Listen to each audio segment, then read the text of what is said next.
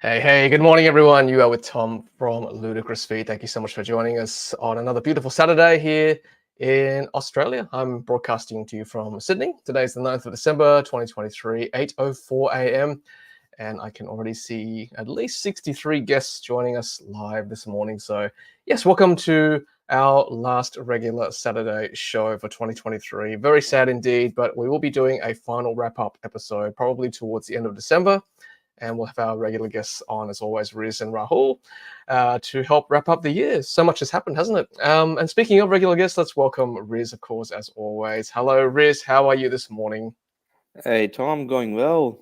A lot has happened this year, and being the last show, um, we've been doing the Saturday streams for about 6 months now, and just all the support that our audience has given us. We're just started, and there's over 70 of views online, which is great, and love to hear from you. We've learned a lot from everyone, and such a positive community, helping everyone sort of understand where this transition's going and what's coming up ahead. So 2024 will be an exciting year. Yeah, absolutely. Well said, Riz. And yeah, you're right. We started this earlier this year, 2023. And I must admit, honestly, I wasn't sure how well it would go because, admittedly, it's quite early on a Saturday morning. Who's going to wake up and listen to us, Riz? But, the support you've shown us, 81 viewers already, 2 minutes into the show. It's just fantastic. So, yeah, we'll keep doing it next year. And if you keep watching and keep commenting, we'll keep broadcasting. We try to keep it light, but informative at the same time. Hopefully it's entertaining enough for you. Wherever you're watching, if you're watching us live, make sure you drop a comment as always. If you're watching us on replay, do the same. And if you listen to us on audio podcast, that's been growing as well this year. So thank you so much for downloading our episodes each week. Well, let's say thank you to our sponsors for one last time this year in 2023. Thank you to Riz from Carloop, of course, always helping us out each week. Providing data to Australia and industry, and thank you to Koba Insurance. They finally revealed themselves this year as the new product on the market. So hopefully they'll launch a EV specific product in 2024. Sorry. And thank you to Wallbox, who's been quietly supporting us in the background. If you want a EV wall connector for your home, that's also great for solar charging. Then Wallbox is definitely the way to go. And thank you to Evee as well, always doing good things in the industry. If you want a personal relationship with your owner, that sounded bad. If you want someone to rent a car from a genuine owner, an EV owner, then look at Evee for those kind of EV electric vehicles, Tesla EVs and other brands as well, to rent one for the holiday season coming up, of course. So check out those sponsors, video description for coupon codes as always. All right, Riz, well, let's say hello to our regular viewers as always. We have Bulldog saying, yes, it's going to fry in Sydney. Yes, I think we're expecting 44 degrees Celsius here in Sydney today. So stay cool wherever you are. Hopefully it's not that warm in Melbourne, Riz, today. It's just muggy and rainy. So, I'm sure we'll get that later on. But yeah, stay cool, everyone. Yeah, stay cool indeed. I'll be jumping in the pool for sure. We've got Tassie EV1 joining us as always from Hobart. Bit wet out there apparently. And there's an AEVA Tasmania lunch meetup today too. So cool. Get out there if you're in Tassie.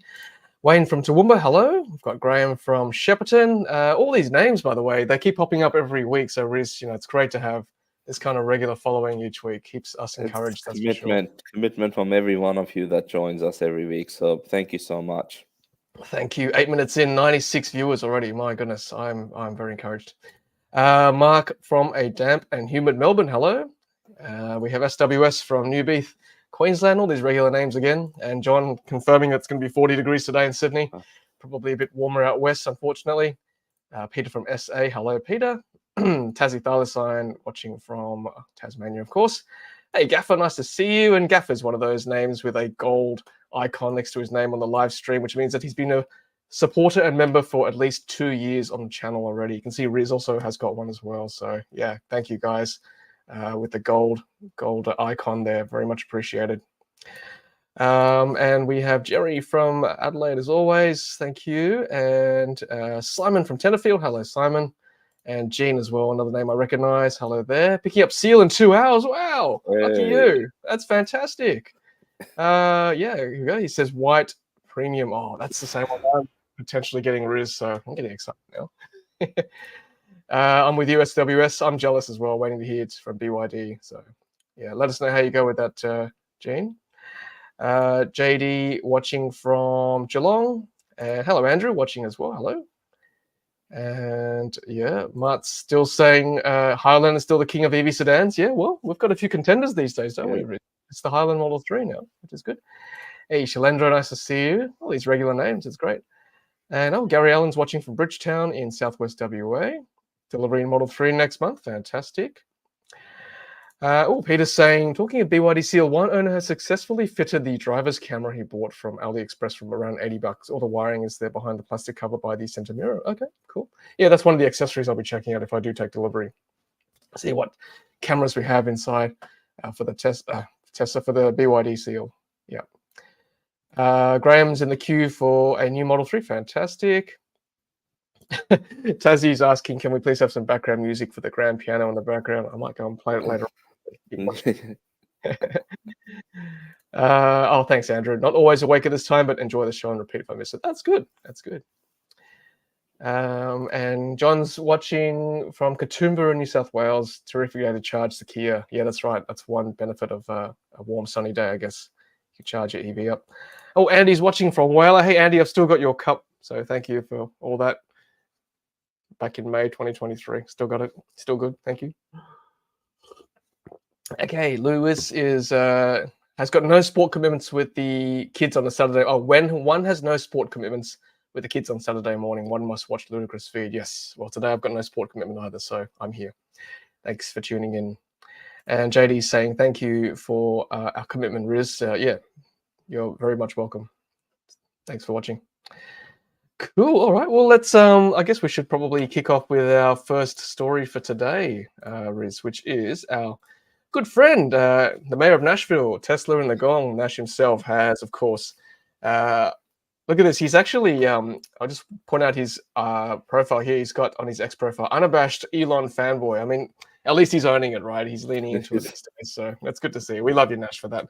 And he's saying, of course, the holiday update for Tesla is coming out very soon. They always bring it out this time of year, Riz, and there's quite a lot actually to unpack. So I'll just share this one from the Tesla account officially. So we've got custom lock sounds, and by the way, these updates are free from Tesla, over-the-air updates, which is one benefit of owning Tesla, of course, and any vehicle that has over-the-air updates. But of course, nothing matches Tesla updates. We've got custom lock sounds. Replace the horn lock sound of your vehicle with another sound like the screaming goat, old school horn, applause, a quack. Any of those appeal to you, Riz? Look, we'll have to hear them to find out what they're really like, and it's depending on the occasion. That's right. The festive season is coming up, so I'm sure people won't mind a bit of noise coming out from your car, if that's your thing. Oh, LAN party on wheels. Okay. Play your favorite games on rear touchscreen. Okay. That's by good. LAN, do they mean you can network with other Teslas? Is that what they mean? And I think it would be maybe playing with two players, or basically just having your, gaming party in your car. That's right. As opposed to bringing your PC to a someone PC else's house. Yeah, or someone else's house back in the 90s and early 2000s. Good times. Rear screen Bluetooth headsets. That's good. Oh, yeah. That'd be handy. In time for the new Model 3 deliveries in Australia, of course. Apple Podcasts. Cool. That's also there. Oh, cool. You can listen to us on your rear screen now as well, or in your Tesla. Added to the Tesla Infotainment Unit come next update. Tesla app trip planner. Use the mobile trip planner to plan a multi-stop trip and send it to your vehicle. That's super handy. Of course, as we know, Tesla is the king of EV trip planning. Nothing really comes close at the moment. All built in with an integrated supercharger network. Speed cameras en route. I wonder, Riz, I think we talked about this on X, whether Waze is the one they'll be using or they've got their own in-house software. Don't know. Yeah, it would be quite interesting to see because, Waze is also owned by Google. I know they've been trying to integrate a fair few things into the Google Maps app. Whether this pulls it out of there or how Tesla's doing it. But I think speed cameras definitely a good option to have. And I wonder where they're getting this data from, whether it's live. Surely those mobile cameras will be more from a Waze type of a system where drivers that are seeing them are inputting into the system, and that can be seen by the cars. But I guess we'll find out. Obviously, the having Waze fully integrated would be ideal, but I know Tesla's probably always veered away from having third parties. But they're starting to bring Apple Music and podcasts and other things into the cars, so maybe they're changing. Yeah, I mean, Waze is, I think personally best in market. You've seen it in action too, Riz, on our road trip to Yeah, Canberra. Such a good great. app. I know it's owned by Google now, but Tesla uses Google Maps anyway. Mm, I know it's TomTom and navigation, but I don't see why they couldn't use Waze integrated with their navigation. That's one benefit of having Apple CarPlay or Android Auto and another OEM, because you've got Waze. Like I would pretty much use Waze all the time these days. Even if I know the route, I want to know if there's any speed cameras or obstructions along the road just to make my drive smarter. and I think the comparison is right. So I saw something on one of the, I think, BYD Seal Facebook group, and a question was asked: can you use the mapping system within the car to sort of do a bit of trip planning or be able to see what your end state of charge would be? And I couldn't see a direct answer to that. Some people recommended a better route planner, which is a great app as well. But I think as an industry, we need to move towards having all of this stuff in house. So Tesla's been doing it for a long time. We know with Polestar and Volvo, they have the Google inbuilt, and that's a pretty good system as well. Um, Mm. I guess, I still don't think it would be linked to the car if you could download proper Google Maps or Android Auto, not Android Auto, what do they call it? Google inbuilt Mm. in your BYD, but it still wouldn't give you the trip planning capability. So that's where we need to get to. Tesla offers it today, but this update would be interesting to see whether they are starting to go towards the Waze route or whether it's something in-house. I guess we'll be surprised over Christmas. Yeah, I think that's a new battleground, Riz. Tesla on one hand trying to do everything in-house, Apple style, and you got Google probably going to be integrating Waze, I imagine, eventually to their native nav, right? This makes sense to me. Why have two separate systems? I'm sure Waze is probably some sort of de facto beta they're trialing out. It'd be great to be able to plug into Google Maps, go, yep, there's an obstruction here, it's a speed camera there. Google's got arguably the biggest, population of users for navigation, so why not Mm. have that as well? So, yeah, I guess that's where other brands like Polestar, BYD, even MG using Apple CarPlay to have Google Maps integrated as opposed to having Tesla on one hand. So I think that's probably the new Apple versus Android in the next few years for EVs. So yeah, interesting space to watch for sure. Moving right on, so automatic 911 calls for the US. I wonder whether they'll be translated over to triple O calls here in Australia or wherever you are in the world. Blind spot indicators. Yeah, I saw a example of this. So the blind spot camera that comes up, there'll be a flashing red if there's a car next Mm. to you, I suppose. Riz, do you use much of the blind spot camera on your Model 3? Yeah, like I do use it to check out what's going on. Model 3 has a pretty good visibility. Like the blind there, it doesn't have too many blind spots, but having said that, I still miss those features where the car either beeps or tells you that there's another car there. It is quite good. Obviously, the new Highland Model 3 has that indicator sort of built in near the mirror on the inside of the car, but which obviously you've tested. But then there is for everyone else. It just like even if most people won't use this feature, the fact that Tesla can roll it out just by software updates and by doing it to their entire fleet, that itself is just so cool. Like the car constantly gets better and safer in this case. Yeah, good point. Yeah, leave a comment actually in the live chat, and also if you're watching a replay, what do you prefer with blind spot monitoring? Like, do you prefer nothing at all? Do you prefer having stuff like this on the screen, or even the Ionic 5 where you've got the cameras that come up, or like a physical blind spot monitor, like the new Model 3s, as Riz said, or even sometimes on the other OEMs cameras, they've got the little icon that beeps up. I must admit, the new Model 3, yeah, the red dot comes up. I actually totally forgot about it on my first drive that it exists. It just wasn't in my field of view. But now that I've seen it, okay, it's definitely there, that red dot. But I think it might be a little bit too subtle, possibly, to the Yeah. point where, well, is it that useful, right? So I know there's a fine art between being too annoying and usefulness. That's the sweet spot, isn't it?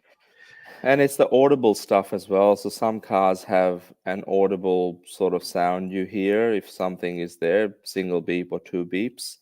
But then again, for some people, it might be too annoying if the car does it all the time.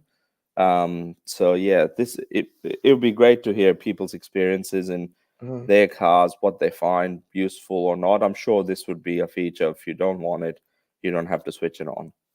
Yeah, like a toggle switch, right? Or even like Hmm. 1, 2, 3, how annoying or how loud you want it, or maybe like a goat noise, or if you really want that to come up So, when someone comes up next to you. That's the beauty of software. More live sentry cameras. Okay, so 7 angles. You'll have the access to the left and right pillar now. That's good. So more of a side-on shot rather than a rear-facing uh, side repeater. Light show. Cool. That'd be a good one to test. Castle Doom Bad. Another arcade game. Look, Vampire Survivors is like a pixelated game, but it's actually quite addictive, I must say. I've played it a couple of times. High fidelity park assist. Now, this is what I'm interested in because now that Tesla's done away with ultrasonic sensors in the new Model 3, this might actually come in handy. I don't know if the graphic's going to look like that, but I suppose you can see how close you are from that picture. Although I guess I'm an old-fashioned person. I do like the ultrasonic sensors. It does currently provide more accuracy. Hopefully the cameras will improve with time and the sensitivity of those cameras too. So yeah, we'll find out. I'll obviously do a test of this in our Model Y when the software drops later in December. So cool. All right, let's take some more comments, Riz, from the audience. Thanks so much, everyone, for joining us. 112 views already, 17 minutes in. That's so good. So Powell's saying, yeah, everyone's thoughts on BYD performance versus Tesla Model 3 long range. Yep, leave your thoughts. Andy is saying first service on Monday, performing flawlessly so far. Excellent. Tritium charger. That's good to see. We do get, we obviously get some bad feedback for Tritium, but glad to see yours is working, Andy. That's good. And Jerry's asking, is there a Ludicrous Feed mug? Yes, there is actually. Yeah, there we go. That's my Ludicrous Feed coffee mug. You can get that from the Ludicrous Feed Spreadshirt shop. I don't often plug it, but it is useful to have. And Jace is saying new Gen 3 charger being installed ahead of the Model 3 next Friday. Fantastic. They are good products. Tassie now has 12 more mobile speed cameras, which are also mobile phone and seatbelt detectors. Ooh, okay. Don't touch your phone in Tassie, everyone. Good public service announcement there. Jeremy Gordon's got his final joke of 2023 on Saturday, Riz. So he says, Christmas present for an EV, stocking full of electric heels with various plugs and sockets and wires and a promise of a jolly good charge in the new year. Yeah, definitely looking forward to that. Peter says he uses his standard BYD Atto 3 GPS for route planning that shows speed cameras. Yeah, that's true. It does great. to some degree. Yep. Although they're probably GPS data rather than, I want to see like mobile speed cameras, which pop up every now and then. So that has to be user populated, of course. Yeah, Gene says BYD nav shows a range outline on the map, but no route planning. That's true. I think only Polestar at this stage does that. Yeah, but I really hope that BYD can. We know they've delivered some pretty interesting things over there previously. So Android Auto and Apple CarPlay, Spotify, all those things came over there from the first car that I think Tom, you and I drove. Probably was August sometime, end of August. And that didn't have anything. It didn't have any navigation. It was probably my third time in Sydney, and I was trying to do a range test. Went out to Picton Way and had no idea where I was going. Nice. But I remember that. it's changed quite a bit since then, and Yep. they can deliver it over the air. And hopefully, that means there's someone at BYD working at the navigation system where it can read cars' range and then be able to tell you what the state of charge would be when you reach your destination, or being able to trip plan properly. So BYD can do it. Let's hope they're listening and they can make it happen. Yeah, I mean, that's one of the reasons why I want to take delivery of a seal. I want to give that kind of feedback at the ground level to have that really intimate experience with BYD. So yeah, I'll just keep pushing the envelope and say, yeah, we need ways, we need this, we need that. That's what's going to make BYD a really good product. So yep. And thanks to you guys too in the chat for your feedback. That's the kind of stuff I'll pass on. Wayne says, I have wireless Android Auto on Atto 3 using Google Maps. It gives me info on road. Yep. Hazard, speed cameras, etc. Yep, exactly. Aaron's here. Thank goodness, Aaron. Thanks. Just put your late slip with the office in the morning. Thank you. Gene says side-loaded Waze on Atto 3s, it's better at navigation. Yeah, that's true, because it's got real-time data. John's saying he likes the light as part of the side mirror. Okay, good. For Model 3. And Tassie saying, mentioning to sales guy last night, they need to increase illumination of that red LED for Tesla, I assume. Yep. Gaffer says, flashing the camera I like too. Yeah, that's true. I mean, again, we talked about this chiming, how annoying it is sometimes. So just maybe a bit more granular to see how loud you want it, different settings. So Abby's saying, happy to report I've done 10,000 kilometers in Model Y in 6 months, saved $1,470 on fuel so far. Fuel savings and no ICE type service on Tesla was the push for me to buy a Model Y instead of 3. Cool. Thank you for your feedback. Yeah, that's true. The cameras weren't so good at the moment in the Model 3, but we shall see. Hopefully software update coming up. Nikhil's saying 7-seater Mercedes, which he has, they have a triangle that blinks on the mirror, have the option of turning audible chime on and off. Yes, I think most cars have that too, or most premium vehicles have that. Yeah, hey, Greg, nice to see you. Yes, good point. Does anyone really play the games? Charging is quite fast now. Yeah, it's true, isn't it, Riz? Like half an hour, you're done.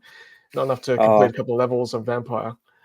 Oh, well, that's it, right? Like I was so excited a couple of Christmases ago when we had the Sonic the Hedgehog, very nostalgic, and then it disappeared, and like they got rid of it, and I was like, oh no, because I missed out, like because you never just really get a chance. I bought a controller and everything, and it's really interesting to see how they bring games in and then roll them out, but it depends on demand. If people are not playing them, but they still got it as an option. Particularly those if someone gets in the car for the first time. I had a friend and their daughter get in the car for the first time yesterday, and we put the Christmas mode on and went around to the shops and picked up some pizzas, and on the way back, just the fact that I could show them there was a game sort of area there where you could pick that, and we tried the Rainbow Road and everything else, and people are just blown away. A car like mine's nearly 3 years old now, that a car like that has all of these features, and kids love the fact that it has games. But obviously, whether you have enough time, as Greg says, to play while you're supercharging or doing other things, it's not always the case. Yeah, that's right. I mean, to be fair, I don't play the games because I'm answering your comments from my YouTube channel when I'm charging, which is fine. I love it. I love interacting with you guys, so it's all good. Whatever helps. Lewis says, charged at IKEA yesterday at a 50 kilowatt QESH tritium charger. ChargeFox worked perfectly too. Excellent, good. Glad to see there's some positive feedback for tritium too, to balance some of the negativity. That's good. I think we do generally think the older ones, like the tritium generation ones, I think what they call V-fill, they're the ones that are a bit variable. So the newer ones, I think, generally a bit more reliable too, which is good. A good point from SWS. Speed cameras installed quicker than chargers. That's quite funny. Aaron says route planning with charge suggestions should be minimum in any electric vehicle. Yeah, I mean, I agree. It's got to be minimum for sure. So Andrew's asking, are Tesla and BYD the only companies with over-the-air updates? No, that's not true. Polestar have over-the-air as well for free. I don't know the luxury brands, Hollywood Riz. Mercedes and BMW, do they have over-the-air updates? I don't. Hard for me to tell, because usually when you have the car for a week, you can't really test all of those things. But having said that, I don't think they're not at the level that I guess Tesla and BYD are. That is true. Hyundai does have over-the-air updates. My understanding is, though, that a couple of Ioniq 6 owners that I know that have had some issues with the car, they have had to take it into the dealership to get those looked at. Although there is an over-the-air update fix in other markets. So I think it's a market by market thing with some of the other brands. But as far as I know, at the level that they do it at, Tesla and I guess BYD, Polestar, Volvo, they're the ones that we can definitely say they do it fairly relatively regularly. Yeah, I must say, every time I've had a Polestar vehicle, there's been a software update pending, so it must come fairly frequently too. And how big is the storage on the computer? Well, if someone can answer that, that'd be great. I don't know how big they are. Gaffer plays Sudoku and Patience when I'm waiting for someone. Cool. Adrian says Tesla computer should have a voice, Star Trek style. Yeah, that's right. We need a voice, right? Like a assistant voice. I won't mention the name, otherwise they'll pop up. But yeah, Apple style or Android style. Graham's saying Inside EVs had an interesting article. Pilot travel centers, GM EV Go launched full-blown EV charging stations. Oh, okay. We'll have to research that during the week. Okay, cool. I just noticed, Riz, that Greg actually has a gold icon as well next to his name. So I'm just pointing out people with gold icons, which means that he's been a member for more than 24 months, so 2 years. Thanks, Greg. Your support is very much appreciated. And he says, yes, the first shipments of 2021 Model 3 refresh now hitting 3 years now. Where has the time gone? Has flown. It really has. What's the deal with Broadway going up? Oh, sorry, what's the deal with supercharger costs going up? Broadway is still down as per the app. Oh, really? Broadway down? That's a worry. That's one of the big ones in Sydney. I mean, it's going up, but it's going up everywhere in the world, I guess, cost of living, etc. We know the UK, we're past almost £1 per kilowatt hour now. So yeah. The energy system in the UK is relatively more expensive because of their reliance on imported gas and just the system there is a bit stuff. We're very lucky in many ways, but there has to be a cap of some sort. I think non-Teslas charging at Tesla Superchargers up to 85 cents a kilowatt hour. That is a lot. But then on the other hand, you're basically paying for access to a large network where hopefully in the next 12 months or so, anyone that wants to go in most parts of Australia has access to chargers that, hopefully only charge about 60 cents a kilowatt hour. But, time will tell. We'll get to charging very shortly. NRMA has released details on their app for more, so stay tuned. I'll keep going with these comments for now. So Greg says Tesla on average every 13 to 18 days for a new update. Yeah. That's fantastic. And Cupra Born, yes, they have no connectivity in Australia, which is disappointing. So just beware if you're buying a Cupra at this stage. Just on the Cupra Born, I've looked at the numbers till the end of November. They've sold over 800 of them, which is, around, 80 odd a month. Still, they've done reasonable given the rest of the Volkswagen group hasn't done anything. They've not released any vehicle. So, yeah, I'm impressed that, Cupra is plodding along. Well, apparently ID3 is coming to Australia again in 2024, so don't hold your breath, but that's what they're telling us anyway.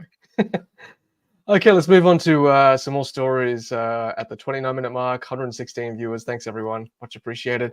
I will put the story up here from our good friend Jason from Tech AU. He lives very close to the Albury Supercharger, which is now live, apparently, according to his thoughts here. So the brand new 16-bay Supercharger in Albury opened just in time for the summer holidays between Sydney and Melbourne on the Hume Freeway. Albury is, of course, right on the border, very popular stopping point, Albury-Wodonga. And it's at the Commercial Club at 618 Dean Street, Albury. And it's got, obviously, great facilities, buy to eat, go to the bathroom, etc., park nearby. And 16 charging bays, as Jason has pointed out here. Look how good that looks. That looks fantastic. Really nice cabling. And they are V4 casing, which is good because they've got the longer cable for the reach around for non-Tesla EVs. But they're still actually V3 cabinets, which means they'll only charge at 250 kilowatts, which honestly is fine. It's pretty much quick enough. But that's good news, Riz. I'm not sure if they're tap and go at this stage. I think that maybe future-proofing, but it'd be good to test out those longer cables too. Oh, 100%. I think the fact that it is one of those, I know a good friend of the show, Charles, he's very, he's told us that these are V3 superchargers, basically dressed as V4 superchargers, which is cool. And I ideally would like to still call them V4 superchargers because of the way they look. But yeah, longer cables, which was one of the signature features of the V4 superchargers. 16 of them there. I think the location looks pretty good. I mean, look at the cable management and what Tesla's done. They're just so professional at what they do now. And they can convert any car park into basically a supercharging site. And I've seen that in Dandenong. a fair few new ones they've rolled out here in Melbourne, inner city Melbourne, and that, they know how to roll these out. No wonder they can get a Yeah, site up in like, without anyone really noticing until the very end. I know So this is exactly. this is great. Thanks, Jason, for checking it out for us. Yeah, thanks, Jason. Much appreciated. Look, I would just want to point out that I think one of our viewers texted me in the last 24 hours that we may have been too critical of RAA, but Hmm. because I think they recently just launched a couple of or three sites in South Australia towards the southeast: Pinaru, Barmera, and Kingston. Okay. Um, look, we did point this out a few months ago, so maybe they listen to us, Riz, and they're actually pulling the finger out and open these up finally. But you make a point that Tesla's got 16 chargers right here, boom, in a great location, tidy setup, and it takes a long time for the others to get things going. Like, aren't we all using the same grid here, the same power source? Like, why is Tesla so efficient at these? And it takes ages to get one, even two chargers up at one location. I'm baffled from a layperson's point of view. I think we touched on this a couple of live streams ago when we were talking about if someone like BYD or someone else would, like a car maker, if they would go out and be able to put some chargers out.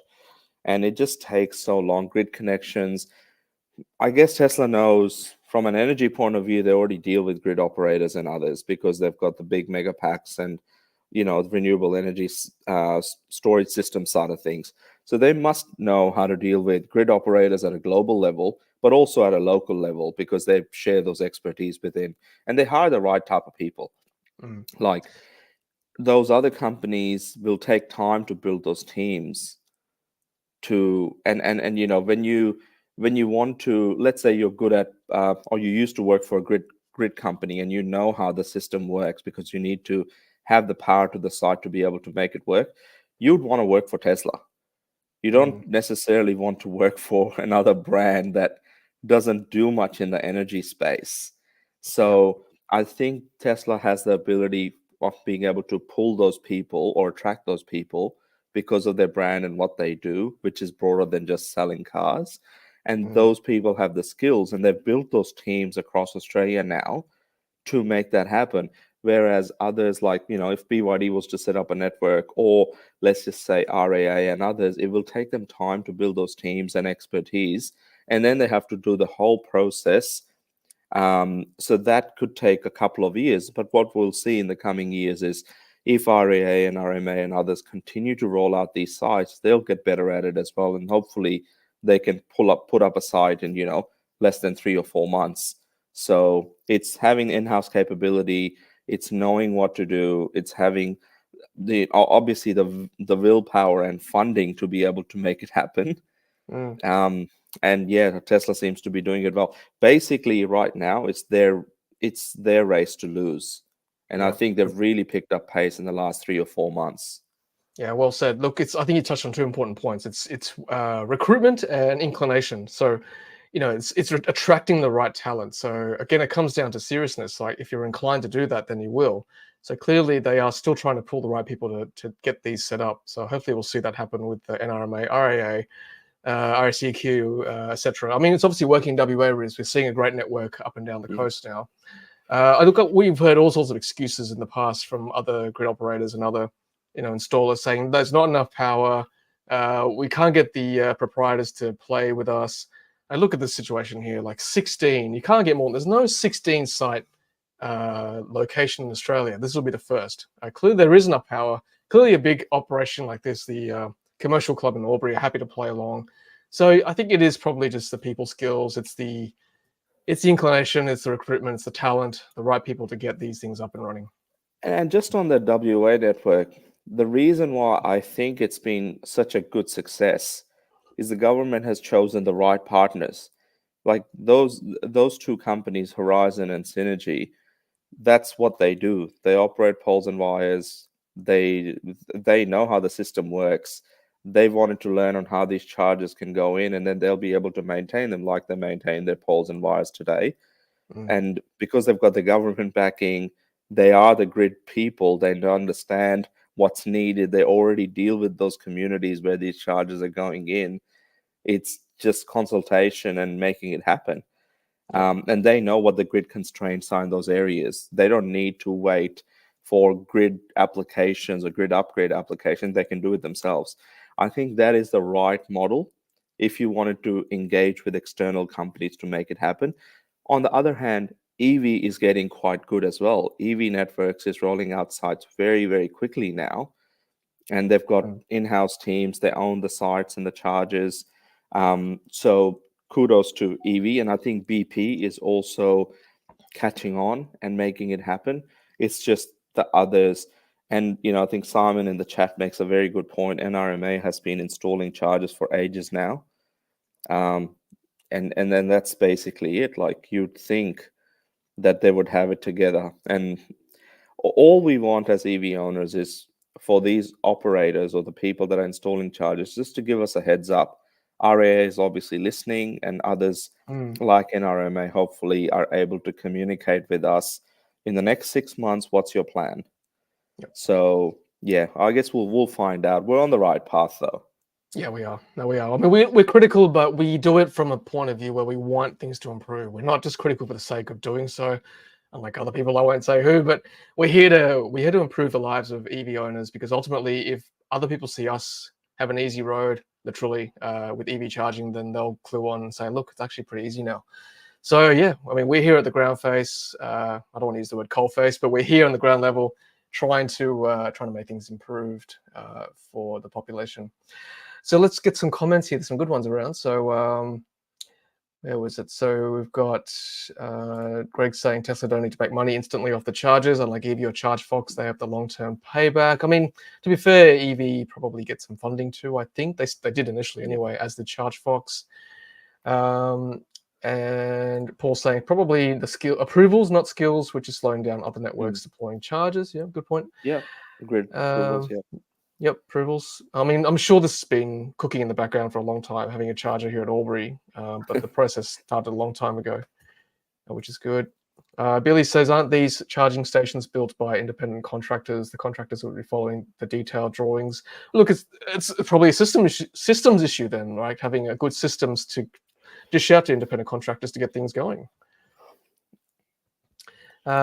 Greg's saying the biggest issue here is not enough time to eat dinner. Charging will be too fast. Yeah, I need more than half an hour to enjoy my meal, that's for sure. Andy's saying RAA deserves the criticism. You can tell they're just putting them in there for the money. There is no understanding of what is important to the traveling public. The choice of sites is poor. Fair enough. And Andy's speaking from a point of view where he has a on-site DC fast charger at his business. So thanks, Andy. Yeah, here we go. There's a good point from Blue EV. Horizon and Synergy also engaged EV owners before installing the systems. Yeah, that's what we need. Huge point. Huge point. They engaged with the Australian EV Association in WA, and they also engaged with Tesla Owners Club of Australia and Tesla Owners Club of WA. So a lot of the times we see Harold Murphy and others that, the good members of the EV community in WA doing laps around Australia in 10 days. They were engaged with early on in the piece to see what's needed. And I think that engagement and knowing what to do with that feedback, I think they've done it well. So kudos to Horizon and Synergy for making it happen. And the fact that it will be up, the whole network should be up and running by third quarter of 2024. And a lot of the sites are basically going online every couple of weeks now. So fantastic work. And I think hopefully there's lessons that can be learned. And I think they're pretty transparent. They did a webinar with ChargeFox recently, which I think is available on ChargeFox's website, on some of the lessons that they've learned, particularly the stuff they're testing around idle fees and those type of things. So anyone that's interested, check it out.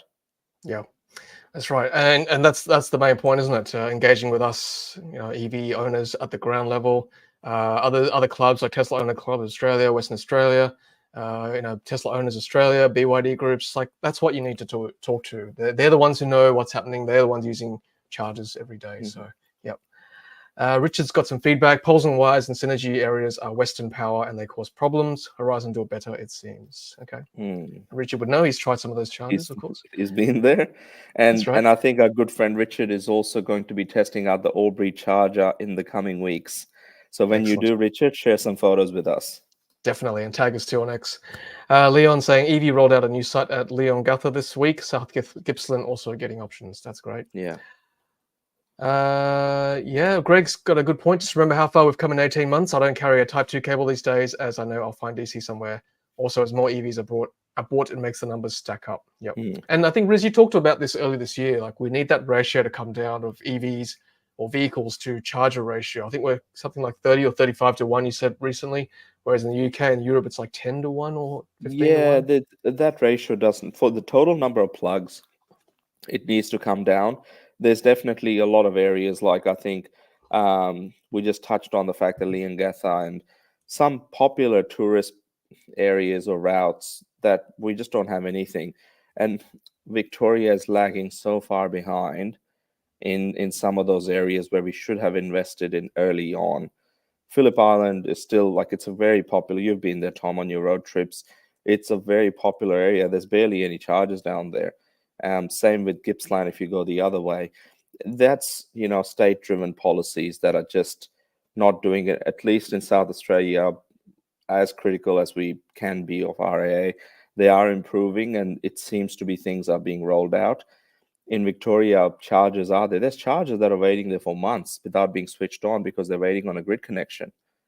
And you think, it's disappointing because we're nearly at Christmas, and those we're going to have a repeat of what happened last year where these chargers are not online, where Tesla basically is bringing them online very, very quickly just before Christmas so people can make the most of them during the holiday break. So everyone's doing it differently. We need a national sort of alignment and a national strategy that brings state on the same pedestal. Otherwise, there'll be some states that are doing it a lot better. New South Wales doing an amazing job. I think they also announced a new set of sites or new set of partners this week for some fast chargers. Some new grants that have been rolled out. OTR was one of the companies, or Viva Energy was, as well as Tesla and others. So New South Wales is truly leading the way, and hopefully other states can do the same thing. And we need a national sort of strategy to bring that ratio that you touched on earlier, Tom, right down.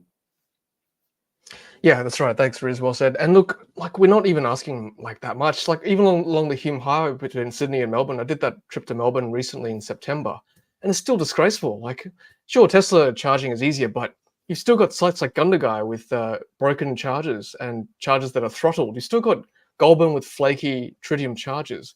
Sure, there's like more at Pheasant's Nest, but that's still very close to Sydney. You've got a couple of sites at BP Murrayland, but honestly, that Hume Highway is like the busiest interstate route at the moment between Sydney and Melbourne. So that needs to be cleaned up. And you're right, Riz, it's not like it's a new issue. We've had this problem since, I don't know, 2-3 years ago now. Last summer was awful on those public holidays, people waiting for chargers. It's not going to improve. There's more cars on the road and the chargers are still broken. So we're critical, but the problems are still there. So we've had 12 months to fix this, and obviously it's still not done. So, well, I think exactly, Tom. And as I touched on earlier, it's Tesla's race to lose now. Basically, they are rolling it out a lot quicker.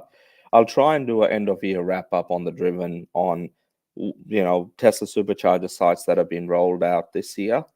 Last time I counted, it was nearly 20 that have gone live this year, compared to, I think last year was like nearly half that.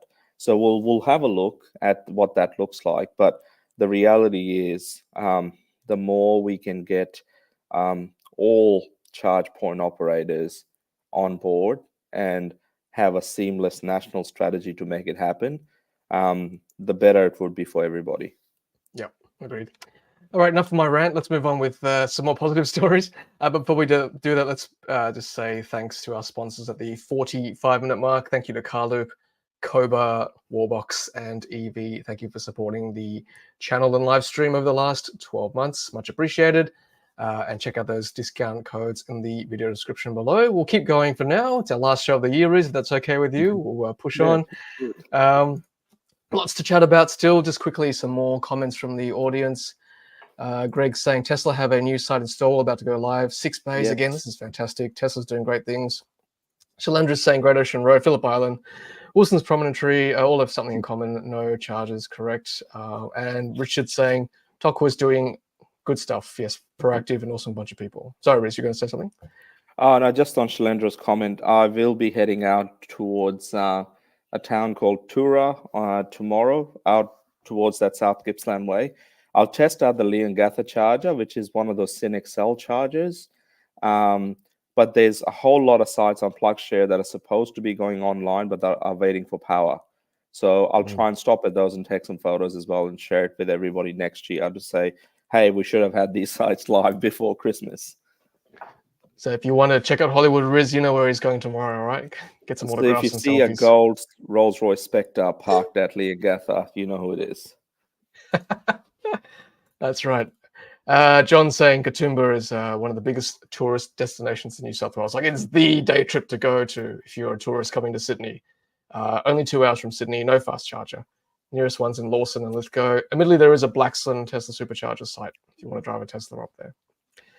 Okay, let's move on and back to Tesla again because they do good things. And here is, and here are some pics sent in from one of our viewers, Keith. Shout out to Keith if you're watching. He was part of the team that helped it to install, or at least put the signage in there and paint the letters and the lines at the new Yass Supercharger location in New South Wales. Look at this, 12 stalls, right? 12 stalls. Yass is pretty much on the Hume Highway. Saw a comment from Greg, is there enough power on the Hume Highway? I mean, there's 12 Tesla Superchargers right here, V3 250 kilowatts. So clearly there is. And the inclination is there from Tesla. Let's have a look at some of these pics. So this is Keith doing some great work, painting the lines on the ground, 12 back-to-back, V3, cabinets on the side. Some controversy around these pictures here is around the 60-minute general parking, which means that you can actually ice these sites for 60 minutes. Yeah. Which I guess it's a compromise for those, people who don't own EVs. Sure, if you need to park there, 60 minutes is not great, but I mean, I can see plenty of other parking sites too. Yeah, look, I think this might have, and I may be wrong, and someone like Keith would know more, but I think this could be to do with how they acquired the car park to make this happen. So the fact that there are 12 chargers there, and if a couple of people want to, park up there, it's okay. But I don't know how many bays. Maybe a couple of bays have 60 minutes, not all of them. So maybe this was an agreement of being able to have chargers there that they I can only see one sign. Well, actually, I can see them all, Riz. So there's one there. Oh. I think there's one poking there. Yeah. And there's one there, and there's one there. So, and there's one there. In fact, all of them have got the 60-minute sign. Maybe one side of that, so the other side has them, and this side. Well, yeah. Either way, it's still, I think, a good thing we have the site now, and most people who are charging will be stopping for 20 to 30 minutes max. Yep. Which is also a good thing. So it could be a good compromise. I guess would rather have it this way than no site at all. So exactly. Look, we don't want. Yeah, thank you, Keith. I don't want to upset other drivers too. And obviously, there's some. Obviously, people go, well, these charging sites, no one's using them half the time, but they are useful during public holidays and like really busy periods. So when they're not busy, I guess it's okay, to park there. Now they've got these signs, but you'd hope during busy periods when there's a whole bunch of Teslas waiting that people will be courteous enough to leave them alone for Teslas to use. So we'll see what happens anyway during the summer. I hope to get some feedback from customers on the channel. Actually, this reminds me, Gene, if you're picking up your car today, can you go out to a supercharger site that is opened for non-Teslas and test it out? Because we know the Dolphin works. We know that Atto 3 was having issues. I'm not sure if they've fixed it or not, but that's something that I need to raise with BYD EV Direct again.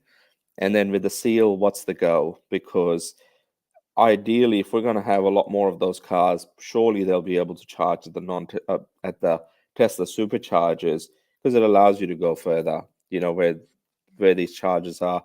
We just want to know whether they work, and if they don't work, then we'll raise it with people. That would be awesome, yep. Gene. Thanks for that. Thanks, Gene. Yeah, that's right. He will try at Campbelltown, which is great. I'm just looking at the Tesla site right now live on Saturday, the 9th of December at 8:53 a.m. Australian Eastern Daylight Time, and these chargers are not yet on the bit where you can let other non-Tesla EVs charge. So including the Albury one, that's not open yet to non-Tesla EVs, which is a shame.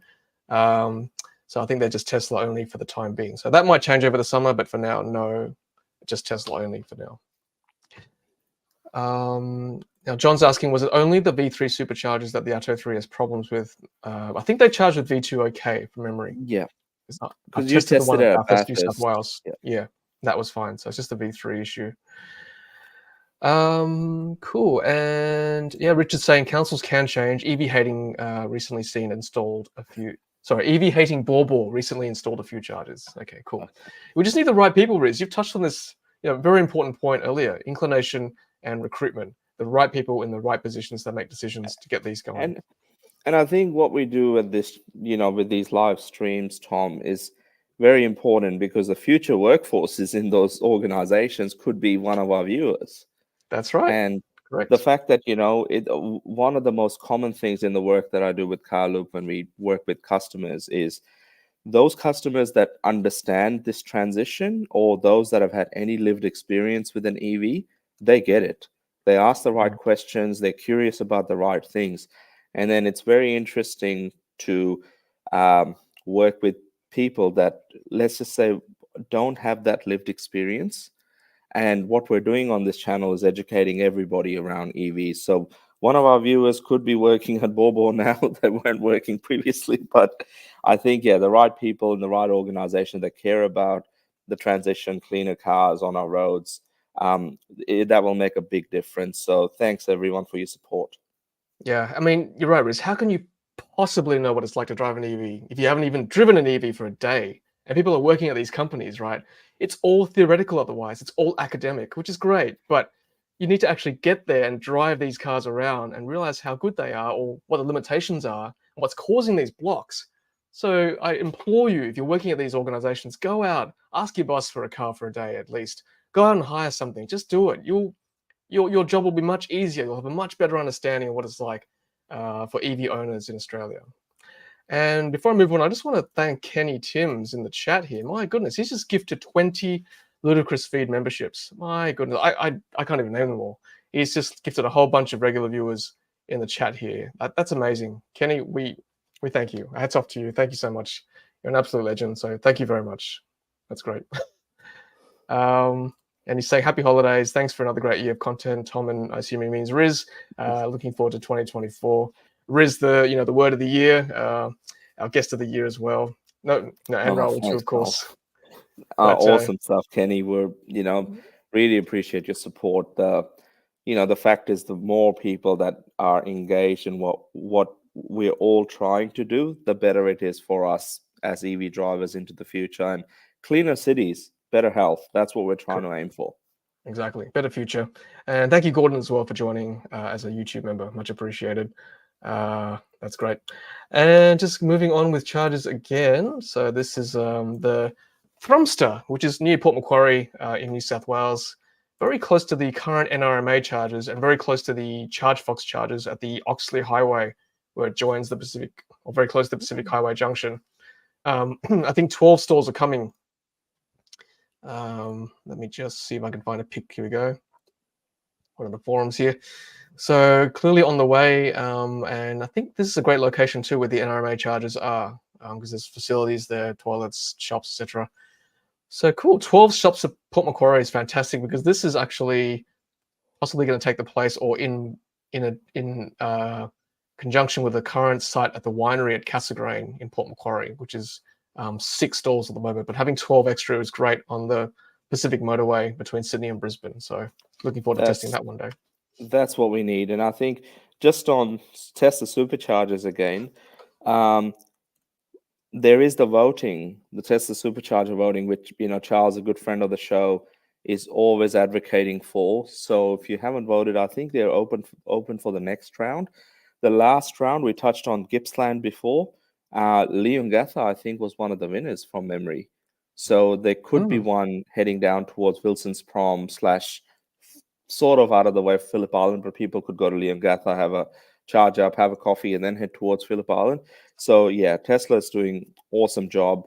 if anyone's watching, Keith, if you know any of the Tesla engineers or others that are on this, DM Tom or DM myself, because we wanna hear from them, like just to see, how they can do this so much quicker than others. Yep, correct. And Diesel does make a good point. Please allow for those who want to tow caravans. We do need to see more drive-through stalls as well. So very good feedback. Good point here about Steve saying, Steve saying it's too expensive to charge for non-Tesla. Is it though? Is it though? I mean, if I do take a road trip in my Seal, if I do take delivery, I would be hunting these Tesla Superchargers because I know they work, even though they're more expensive.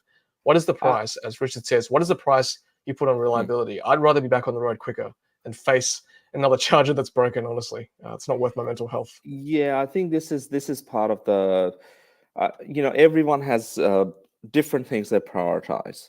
Some people would want the certainty, and that's why you pay a little bit more. Having said that, you can reduce that price to what a Tesla owner would pay. You just have to buy their monthly membership, and that is also an option. So for those that are on the road quite a bit, you might be doing it for your work or other things. Get a monthly membership. It's $10 or whatever it is now a month for, and you'll be paying the same as Tesla owners if you value reliability and access to a much larger network. But having said that, fingers crossed, in about 12 months' time, you will have other options too. So I think we're not there yet, but we will be. Yeah, I think one of my videos I worked out, if you drive more than 500 kilometers in a month, and if you want to access Tesla Superchargers, then it's worth paying $10 a month to get that extra reliability. We just need more on the Hume Freeway and more along the Pacific Motorway that can be accessed by all EVs. So I hope that will improve with time. Simon agrees with me. He says Tamworth NRMA is now 54 cents per kilowatt hour and half the speed of the Superchargers is 80 cents. So there you go. It's actually worth it to pay less than double to get double the speed. So it's good. Moving right along, so we've got Zapped AU, Roland from Zapped. Thanks, Roland, saying that both Albury and Yass are now both up, which is great. 2A out of order already, 1D out of order. Okay, so there's maybe some teething issues there. 70 cents and 62 cents per kilowatt hour, respectively, which is, I think, quite reasonable, honestly, at this point for that speed. And speaking of Charles, a good friend Charles is tagged me in this post saying, given the unstoppable amount of new Aussie supercharger builds, etc., it may be worth just showcasing this page during the live streams, which I will. So this is a list of all the superchargers around the world and the status at the moment. So let me just click that and share this instead. For those while we wait, for those in Melbourne, there is another one going in at Hawthorne, very close to South Yarra, just off the Monash Freeway in the eastern suburb, literally east of Toorak, where I live, Toorak East, just off Toorak Road there. So there is another one going in. I'll go and check it out today, and I'll share some photos with Tom to see what the site update is like. Cool, thanks, Riz. There we go. So Sydney Forest Lodge, Albury, New South Wales. What does red mean? I assume it means open. Oh, yes, there we go. The one in Tramsheds is open. Albury is open. Thrumster, which we just talked about, under construction. Yass is open. Perth South's open. So they're the new changes. Bairnsdale, South Yarra. Yep. So we've talked about many of these already, which is great. Yeah. And there's some ones that are coming soon. So we've got Storwell, someone said in the chat, under construction. Heatherbray, okay, cool. Permit for Heatherbray, which is the one in Newcastle. Need more there for sure. Kiama, Chindera, Fairfield, Takata, Albury. More in Albury. Yeah. Oh, is that the same one? That Chindra, 10 stalls, that's just near Tweed Heads. So anyone on the Gold Coast, southern end, or northern New South Wales, that's a pretty good site. I used to work around the corner from there. Beautiful part of the world, definitely worth touring if you're heading out that way towards the Gold Coast. So 10 stalls, good site. So yeah, I'll try and link this in the video description later. So supercharge.info, you can filter according to your region, Asia Pacific, Australia, or wherever you like, and you can see the status of the supercharger constructions. We know that some organizations are now buying supercharger hardware. For example, BP in the US, EO in the UK. EG, sorry, in the UK. So hopefully, Ampol BP will see the light, maybe buy some of this hardware too in Australia, because clearly it's the most reliable at the moment. Cool. Let's take some more comments now. So Simon H is saying, agree with Tom. NRMA, we've been through that, sorry. And Wayne's also agreeing, charger cable, if that was longer at Toowoomba Golf Club, would use it every time. And Wayne has shared pictures of that with me in the past. So thank you, Wayne. Cool. And Richard saying, don't believe Riz. He does not live in Toorak. He lives in an underground lair under a volcano guarded by mutant crab soldiers. They're everywhere. Too funny. Toorak. That's Toorak South, isn't it, Riz? Yeah, Toorak. Yeah, that's right. Too funny. Oh, that's comment from Felix. When's your Highland expected tomorrow? Oh, who's this? No, I think he means Tom. Okay, yeah. When's your Highland expected, Tom? I think mine still says January to March. So I know some have got delivery dates more specific. So I don't think mine's on the ship yet. Now, for those that have made it this far into the stream, I will disclose I did get a notification that my car was on the ship. Having said that, this is just, I guess my personal way of thinking about it. It was going to be a 2023 build, and I wanted a 2024 build car. So I ended up canceling that order. So I'll be keeping my current Model 3 for another 3 to 6 months or so, possibly waiting for the Ludicrous version whenever that is released and announced. In the meantime, for anyone that is picking up a BYD seal, including possibly you, Tom, I got a very short test drive in one, and I'm just blown away. For a car that starts at around 50 or 52,000 drive away in Victoria, we don't have any subsidies. We don't believe in subsidies here. So yeah, great car. So Gene, you're gonna really enjoy it, and everyone else I think is gonna have a good time with the seal. Good. I'm looking forward to that, Riz. So I'm glad you've allayed my fears. I'll see what if I do take delivery of the seal. I probably won't actually test drive it. I want to be fresh. I want to go in there with a video and say, this is the first time I'm driving the seal. And yeah, I think that would make a probably better video, honestly. So just go in there completely blind. Not to drive, but yeah, blind mentally. Diesel's asking, what brand is your piano? Yeah, of course. That's a Bechstein behind me. What else would I buy, right? Only the best. I've only got a Yamaha. They're good too. Greg's asking, is the Rolls-Royce test coming in 24? Yeah, I hope so, Greg. I need some more ultra-high net worth individuals to comment and post that they're happy to buy one once they see my reviews. So yeah, keep those comments coming. I'll reach out to Gina, Twiggy Forrest, and Lindsay Fox, Tom, to watch our stream so that we can make it happen. Thank you, Riz. I just need 1 or 2 sales to make them worth their while for Rolls to lend it to me for a week. So Riz, any word on the Kona? Let us know. Look, from my end, nothing. Every time I see an ICE version on the road, I'm just shaking my head like, why? This is the part that if we're seriously talking about the Kona, there is so much demand for that car. We get asked, Tassie Talasign and others ask us every week about it, every stream. And we just don't know. I personally don't know anything.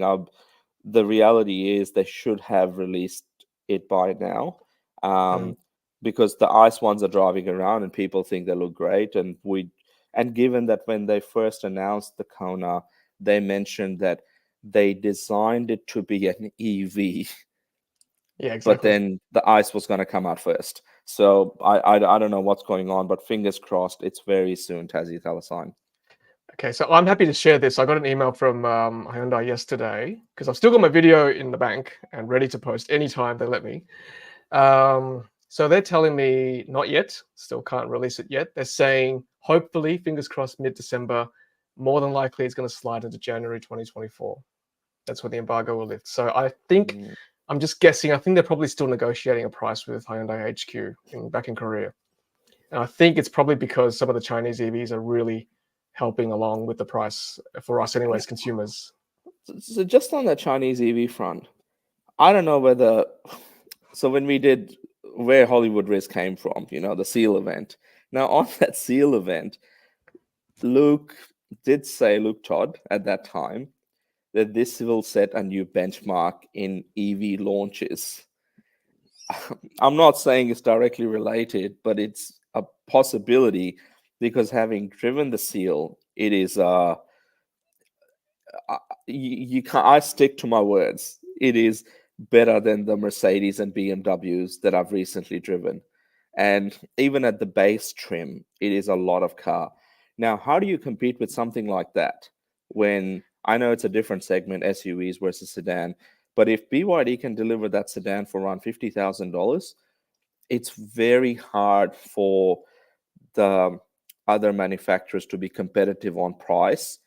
And an Atto 3 is around 50 grand as well. So Hyundai, if you're listening, hopefully you get enough of confirmation from South Korea to just give us a price and just launch it. Is it 55 grand? Is it 60 grand?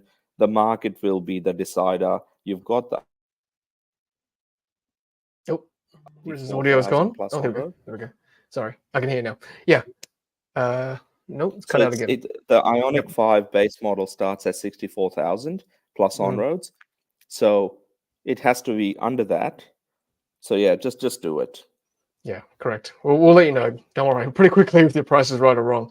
So yeah, tell them the price, Hyundai. You know what to do.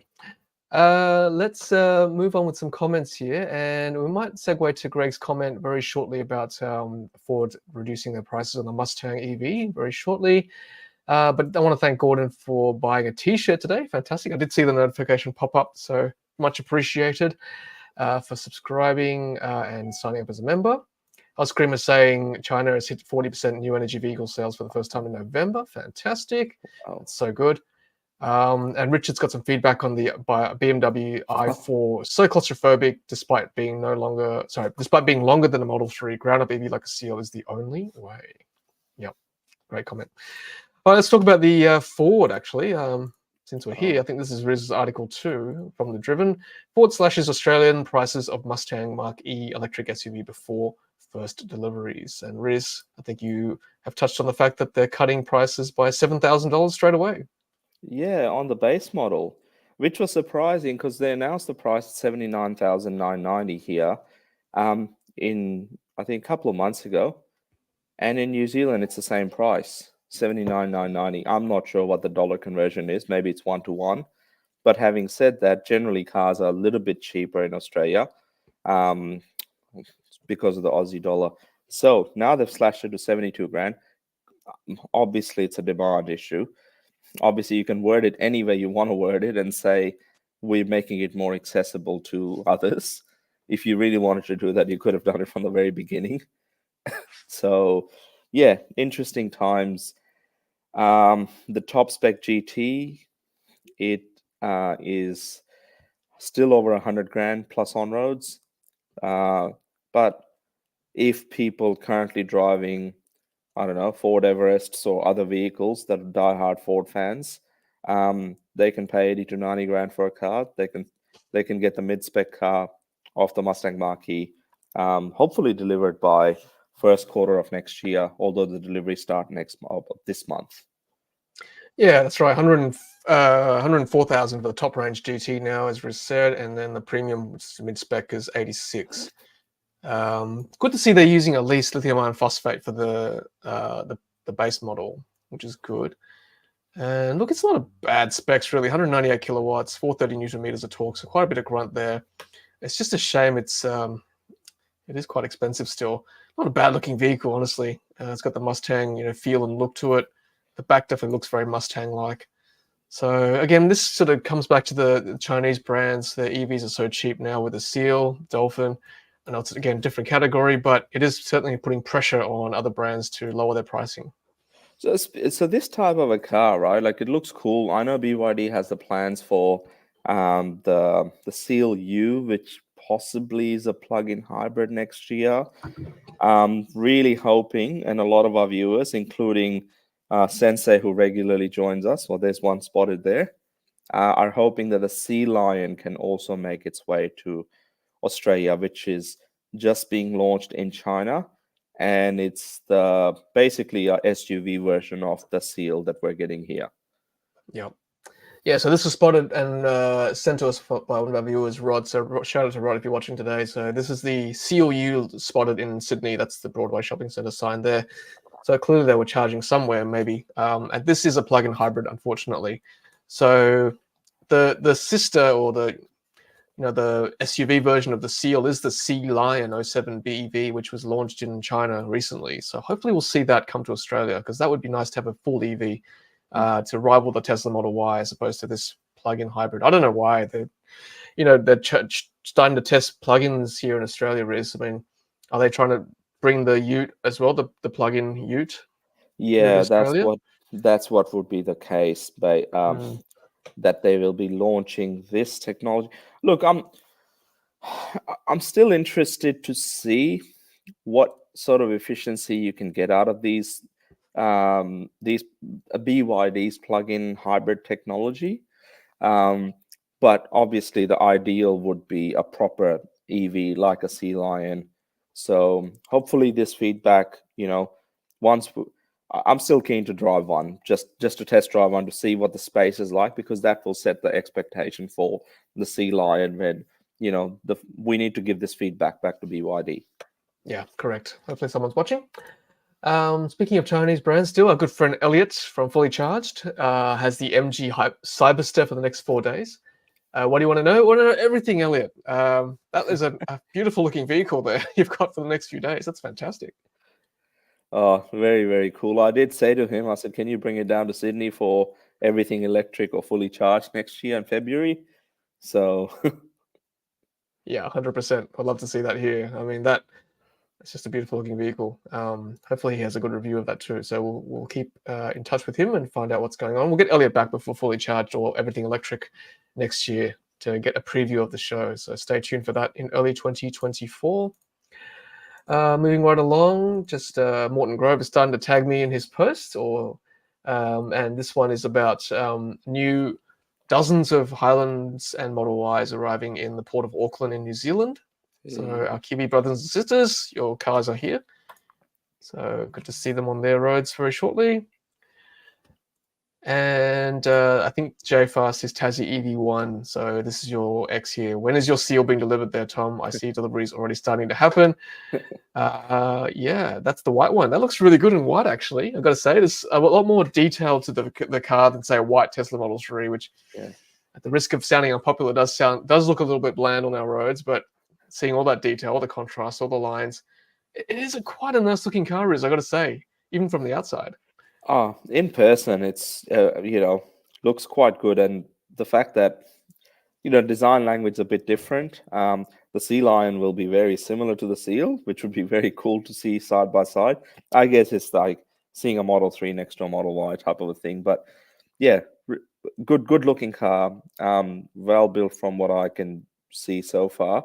Hopefully, Tom, you get to have it for an extended test drive when you do get a chance in the coming weeks. I hope so too. And you can see the new generation design too. Like that's the Atto 3, which again, it's a good car. It is what it is. But the Seal, just you can see the design language has changed. It's a lot sleeker, the new generation platform, and good to see the different ride heights too between the Seal and the Atto 3 next to side by side there. Yeah, good picture.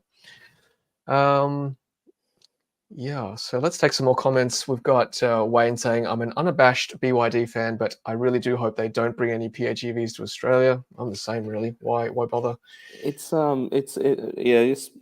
Wayne, I think you're right. I don't know what it would do for the brand. Like if you want to build a EV brand, you have an opportunity to go with a clean slate. Having said that, BYD is still a company that produces both powertrains or drivetrains in China. And I think what they're trying to do is offer multiple options to some people who, may not be in the same sort of bubbles that we live in wanting ground up EVs. You never know. This could be a proper transition vehicle, but then again, we have full EVs available now, so let's see what happens. But yeah, if they had a full EV lineup, that would be much better, because you're not, you've only got one thing to sell. Like Tesla's only got one thing to sell. It's electric.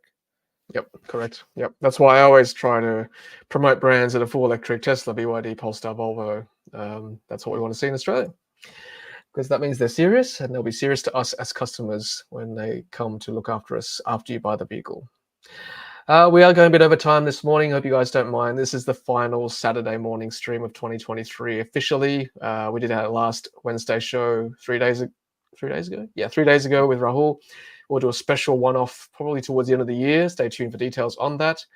Yeah, this is the official last Saturday show. So we'll probably go for a few more minutes and then we'll sign off. Let's actually put this story up here. Riz has just shared with me on BYD again. We're staying with the brand, and there we go. BYD has record global EV sales in November, but growth rate has flattened. So over 300, well, it's nearly 300,000 from memory that they have been able to sell in, 300,000 vehicles in November. New energy, obviously this includes their plug-in hybrids as well as their electric range. They do have a target of reaching 3 million new energy vehicles in 2023, and I think they will get there. They're just launching in so many different markets. I heard that in Mexico, they've just launched a Seal as well. So they're getting closer and closer to the North American market, which is a huge market for vehicles. And, with the way the laws work in the US, it'll be more expensive to buy any of the BYD products because they're made in China at the moment. But yeah, it's happening. BYD is expanding their production lines outside of China as well. So they'll be having a couple of plants in Thailand for the right-hand drive market. So we may get various different models coming into our market. Hopefully the BYD Seagull as well next year or early 2025. The Sea Lion, and then they do have the bigger four-wheel drive equivalents at the moment. They're plug-in hybrid technology, but fingers crossed, electric variant, a fully electric variant, also makes it here in 2025. Yeah, that's right. Good, they're doing good things for sure. And you're right, Riz. I'm very curious to see how that US-China interaction happens with the EV space coming in the next few months. Obviously, if your battery's not sourced from the US, I think that's the rule. You don't get the subsidy in the US. Clearly, all the batteries from China are from China for BYD. So, curious to see how they get around that ruling. Surprisingly, Ford from January in the US for the Mach-E you can't claim the tax credit anymore because apparently it's LFP. LFP, and it's not theirs. Oh, interesting. They shot themselves in the foot. There's a big inquiry going on in the US as well around Ford wanting to make license the technology from CATL for the LFP batteries and make a $3 billion plant in Michigan. And now the inquiry that's going on is how come they got the taxpayer money to basically produce battery technology that is against the Inflation Reduction Act, which is supposed to promote US manufacturing. So I don't know where that's going to sit, but it's going to be a huge it'll be worth watching.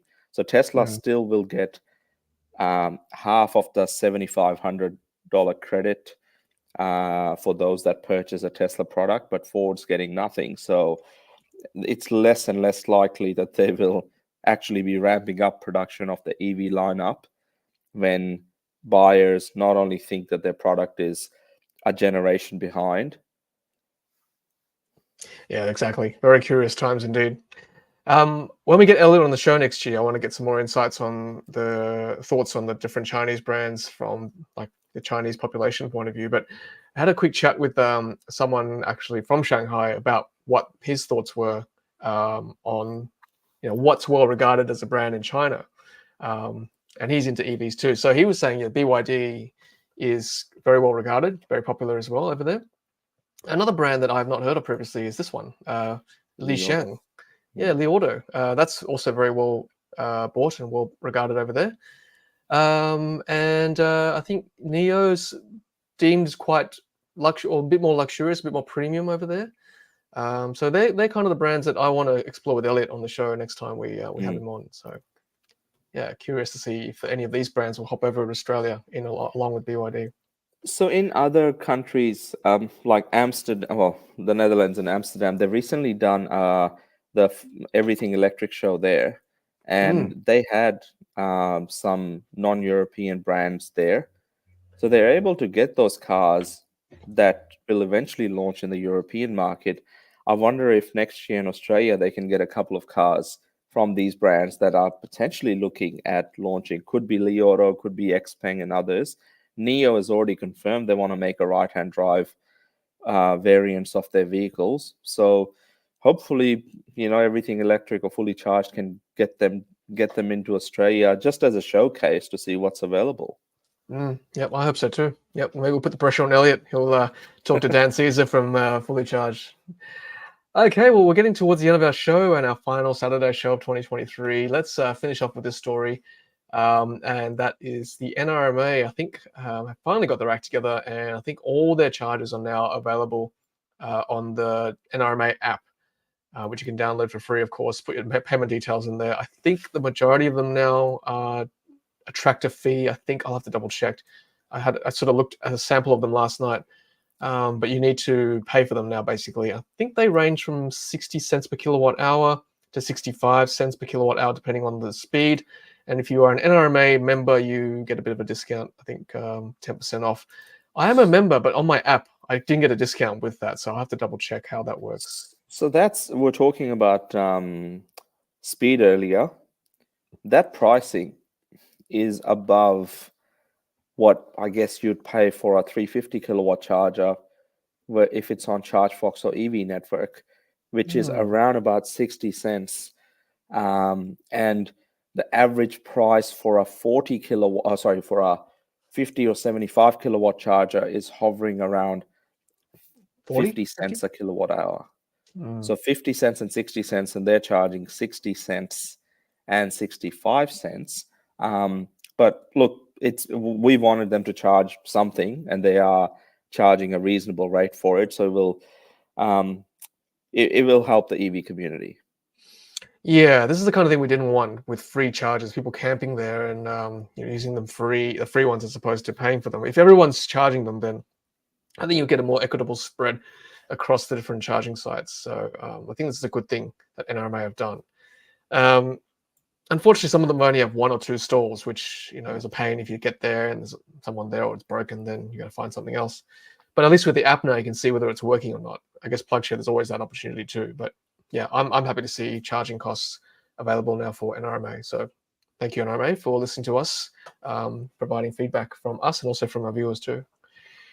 Greg asks, how do people from interstate use them now? Yes, you need the NRMA app, which you can download for free, and you can put your payment details there. You don't have to be a member. You get a discount if you're a member. Having said that, I couldn't see a discount on my app, even though I'm a member, so I'll have to double check. So is there any option for tap and go for those interstate members? Maybe, fingers crossed, next year?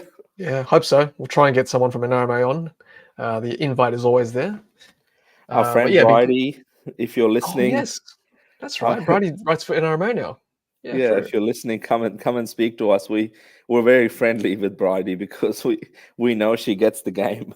That's right. We love Bridie, doing good things in the industry. Cool. Just quickly, a few more comments before we sign off. We've got people talking about the Seagull cutting Toyota's lunch eventually. Speaking of which, I'll be going to Japan the next couple of weeks, so I'll try and spot some EVs over there. Try and see if there's any non-Japanese EVs driving around, or just EVs in general. Oscar is saying Mitsubishi are testing an electric K car in Oz at the moment. Oh, right, Riz, you might have to get your running shoes on. Yeah, there's only one. I don't know where Mitsubishi is based these days. Are they in? Don't know if they're in South Australia anymore. They're not in Victoria, like their head office, because that's where generally the cars are. And when I've got my runners on, I'm usually hovering around in their car parks in the back, just looking for these vehicles.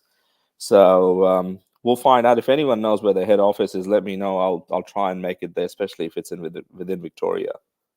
It says, well, the head office is in Rialto, North Tower, Collins Street, Melbourne, apparently. Oh, okay, cool. But, I'll have but to keep an keep an. If any one of our viewers spots one, so this thing looks like what is it? Like a I'll find it. small hatchback. Um, really, really cool sort of concept. Yeah, Is that it? that's it. That looks tiny. It is tiny, and Tom, you'll get to see it. It's basically a brother to Nissan Sakura, which you can see in pink Oh, down there. okay. I will keep an So eye out for it. they're apparently very popular. Well, EVs are not popular at all, but when you compare to the Japanese market, apparently these are not doing too badly. So yeah, keep an eye out in Japan. But I think it's a blue one that's driving around. So if anyone sees it or spots it over the holidays, do share the photos with us. Okay, will do. I'll keep my eye out in Japan for sure. I'll take some photos. Okay, well, Riz, I think that we might call it quits there, literally for 2023 for Saturday. But yeah, I just want to thank everyone for joining us live this Saturday morning, 9th of December. We're at 9:30, 130 viewers still. Very encouraged to see. We've grown a lot this year for Saturday and Wednesdays as well. It's been a real privilege to have yourself, Riz, and Rahul on the streams each week, and also the rest of the EV community helping us along and educating us. And hopefully you guys have learned something as well this year. But yeah, I want to wish all of you a very happy Christmas and New Year and festive season in general. Stay safe on the roads. Look after yourselves and look after each other. No fighting at the chargers, okay? There's more of them on the roads these days, so just be patient and you'll get to your destination safely. So cool. Thank you, Riz, as always. Awesome, Tom.